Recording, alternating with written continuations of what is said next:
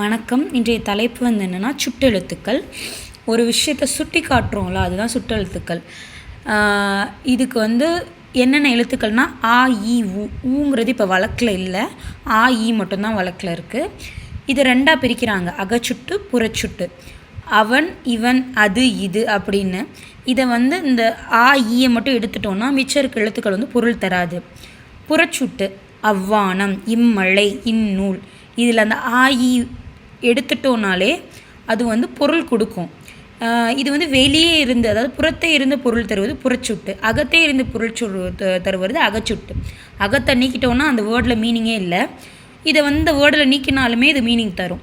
அண்மை சுட்டு செய்மை சுட்டு. அண்மைனா அருகில் இருக்கிறது, செய்மைனா தூரத்தில் இருக்கிறது. அண்மையில் அருகில் இருக்கிறதுக்கு எடுத்துக்காட்டு என்னென்னா இவன், இவர், இது, இவை, இம்மரம். செய்மை சுட்டுக்கு அவள், அவர், அது, அவை, அம்மரம். இதுக்கு இடைப்பட்டு இடையில் இருக்கிறது தான் இடைச்சுட்டுங்கிற மாதிரி வச்சுக்கோங்க. உது, உவன், இது நடைமுறையில் இப்போ பயன்படலை. அதனால இந்த சூட்டு எழுத்துக்களில் இது இல்லாமல் இருக்குது. சுட்டு திரிபு. சுட்டு திரிபுங்கிறது என்னென்னா அம்மரம் இவ்வீடுங்கிறது அந்த மரம் இந்த வீடு.